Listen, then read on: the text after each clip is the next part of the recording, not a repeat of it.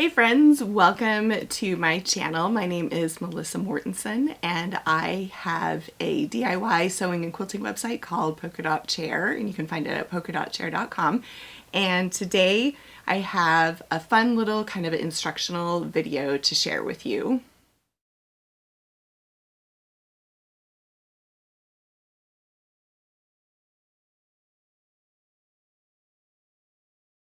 So you may notice that I have kind of an interesting collection of items here on my sewing table, but one of the things that all of these items have in common is that they are quilted fabric with this stuff, which is Pellon Flex Foam.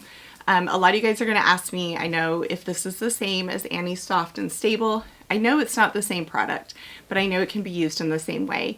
I use the Pellon just because that's what I have access to, but if you have Annie's Soft and Stable, you can definitely use that.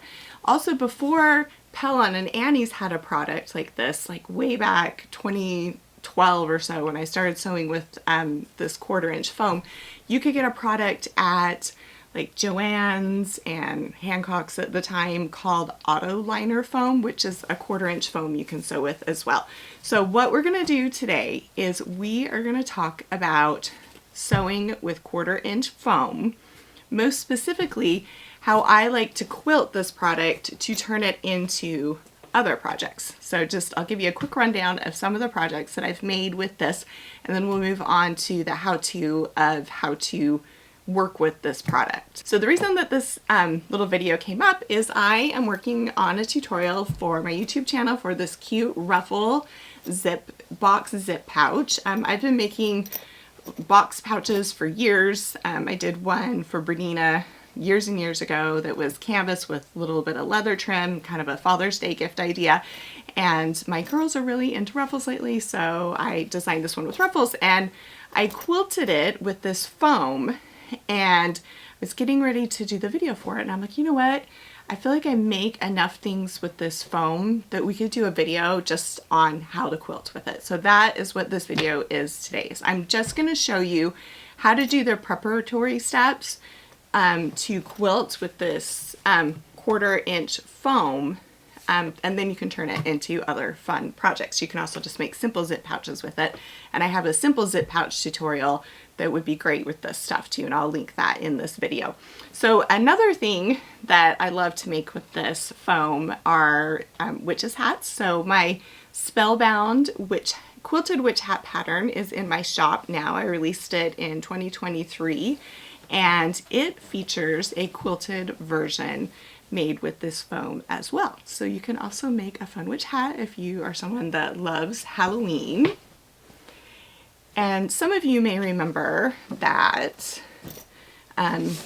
last summer I shared a tutorial for this little quilted tote bag here on my channel made with this sailboat quilt block. And this project as well is made with that 1/4 inch foam. The technique is the same whether you're doing a patchwork top or you're just doing a solid fabric top like this one. It's a really simple process, but instead of repeating myself with every video, as I mentioned before, I thought this would be a nice standalone video for you guys. You do need a few special tools for this. I definitely think you need a walking foot for your sewing machine. They are machine specific, so you'll need to Google your brand and make of sewing machine and then walking foot to find out which one to buy. Because you don't want to, they're a little bit of an investment, and you want to make sure you don't buy the incorrect one for your machine. But after you have it, I think that you'll notice that you use it for a lot of things. I use walking feet on my sewing machine when I do edge binding on a quilt.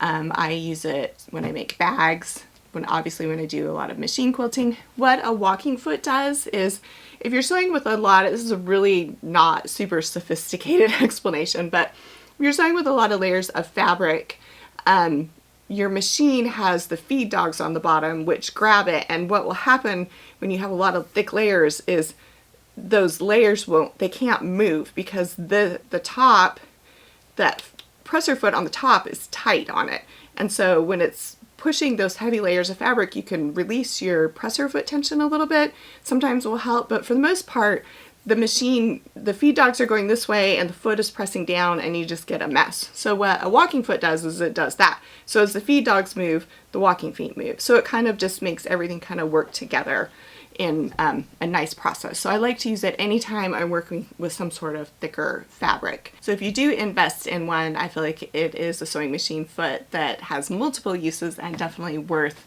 making that investment.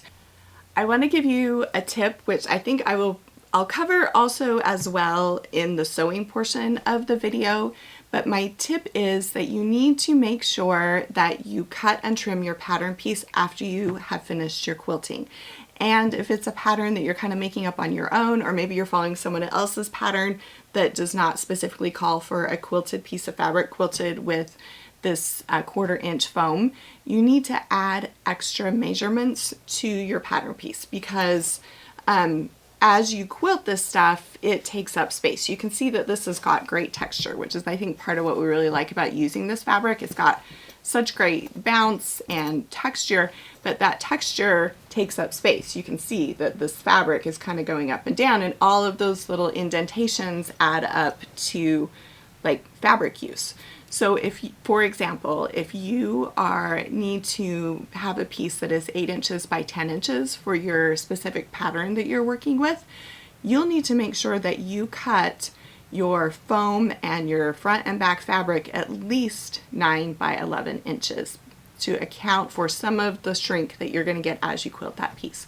And then after you quilt the piece, you want to trim and square it up to the pattern piece. So just don't expect as you quilt to end up with the same size piece or the same square. It might not be square, make it distorted a little bit, which is completely normal when you're working with this product just because it has so much loft to it. So let's clear away all the stuff and get sewing. What I want to show you is how to create a large quilted piece to turn into a tote bag or a witch's hat, or a bunch of other things that I kind of showed you in the intro of the video. This piece has already been quilted. I am going to turn this into a box zip pouch, which will be for another video.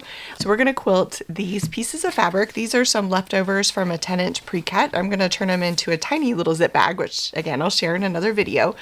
But I want to very clearly demonstrate the basics of this technique, and I think that just using a simple scrap of fabric is the best way to do that. So what you're going to do is you want to make what is called a quilt sandwich. So you hear that term a lot in quilting. Pretty much what it means is that you are going to have fabric as your bread, and then the sandwich ingredients are your batting, or in this case, the Pellon Flex Foam. This product is non-fusible. I specifically chose the non-fusible one for this project. You can also buy fusible, but I don't recommend it for quilting projects because the fusible can kind of mess up your quilting a little bit. I've done a couple of things ahead of time. The first thing I've done is, you probably can't see it on camera, but I have sprayed the foam with quilt basting spray. If you don't want to use something that's an aerosol, there are other products on the market. You can also use safety pins. However, I don't recommend safety pins for this type of project because this foam has a tendency to move around quite a bit as you quilt it. So you need to do some sort of basting. If you don't want to use a spray, you can hand baste. The big thing that you want to watch out for, and some patterns are more forgiving than others, is you want to try and have your base layer, which would be the backing or the lining of your project, larger than your quilt batting or foam in this case. And then that needs to be larger than your featured piece of fabric or your quilt block. So I've kind of exaggerated it a little bit here just to show you. You can see I've got probably 1/4 inch or 1 inch on each side. Also with that basting spray, everything is nice and flat. So you're gonna take a second, get all your layers even. Do this several times, make sure you don't have any wrinkles or anything. Then what you need to do is just mark a couple of lines. This is an 8-inch square. I am going to mark the centers both diagonally and horizontally, and I am going to use a Mark Be Gone pen. The other pen that I really like is this friction pen. This disappears with heat, although you need to test it on your fabric. I have heard from a few people saying that it did not disappear or it came back later when like the project was cold. So I'm gonna mark. So we've got the vertical center, and then I'm just gonna rotate it, get the horizontal center. I mentioned in the introduction, if you are going to be quilting a piece of fabric for a pattern that is already existing, and you have to cut out pattern pieces or specific sizes, you need to cut them out after it is quilted, because this is going to change its size as we quilt it due to the thickness of the 1/4 inch foam. So I will probably lose, I'm guessing, close to 1 inch both directions. So just make sure that you cut your pieces bigger than your project, and they don't have to be precise at all. Like, this doesn't have to be a perfect square. I just used a square because I had one, but you can, anything that you know is a bigger shape, because you're going to trim everything to look nice and neat after you're done. So now that I've got these corners, these centers marked, I'm ready to go to my machine, and I'll show you the setup on my sewing machine. I have a Bernina Q770, and I have a walking foot installed with the guide arm that comes with the walking foot. I am using a straight stitch, a straight quilting stitch, which is stitch 1325, but if your machine doesn't have a quilting stitch, it's fine, just use your standard stitch. And then one thing to note, I have measured with my quilt ruler. I've got the ruler right, the mark for the inch line, I've got lined up right with the needle, and then I've adjusted my guide foot to the next inch mark so that I know I have 1 inch between my stitches. I also don't know if this is correct. I prefer to have the guide foot going down. I think it works better this way than the other direction, which is how I usually see it. But personally, I feel like that I get better results when it's facing this direction. If you don't have a guide foot for your sewing machine, you'll need to use the same marking pen we used earlier and mark your lines 1 inch apart. Let's start this on a scrap, because before you commit to your good fabric that you purchased for your project, you want to do this on some sort of scrap to make sure you know the correct settings for your machine, so that if something's wrong, your tension's wrong, or your machine doesn't like something, you're not wasting your good project. All right, so I am going to start, and I'm just going to sew down this center line. I am not back stitching.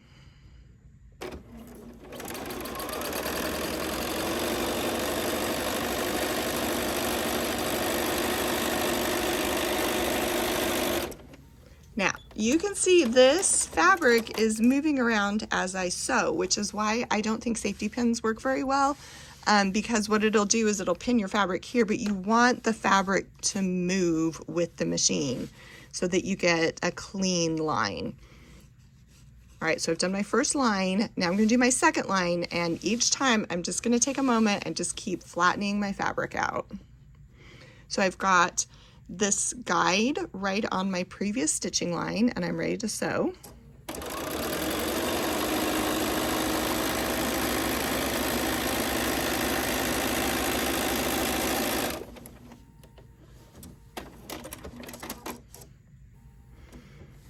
And I've sewn my second line.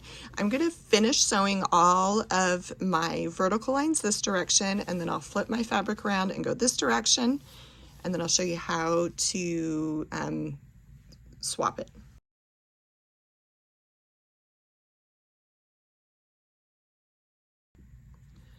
That is finished. You can leave it like this if you want. You don't need to quilt a grid, but just for the sake of instruction today, I'm going to quilt the grid. And to do that, all I do now is just rotate my fabric 90 degrees and sew down that center line again.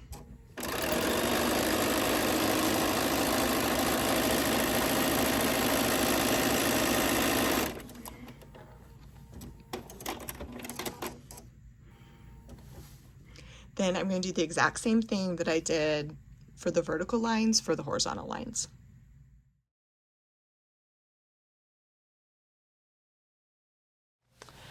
My piece is now quilted. It's ready to be turned into any kind of project that you like. I'm gonna make a tiny little zip pouch out of this, which I'll share in a future tutorial. There you can see what it looks like the front and what it looks like in the back. This is a smaller scale than what we need for the next project, which is this larger piece. Let me see if I can zoom the camera out a little bit. You'll notice, depending on the size of foam you work with and the size of pattern piece you need, sometimes you don't have as much leeway with border. When that's the case, I try and whichever direction I'm sewing first, I try and line up the backing and the fabric and the foam there straight and then sew that direction so that if the fabric shifts as I sew, it shifts towards the portion that I have a little bit of extra leeway.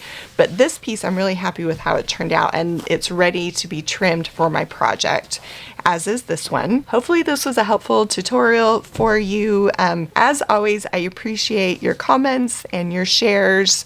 Love it even more when you send things to your friends to let them know about our channel. And keep an eye out. Next week, we'll be sharing a tutorial for this fun ruffle zip pouch, which is what I created this giant piece of quilted fabric for. Let me know if you have any questions in the comment section. I'll be sure to answer them as they come in.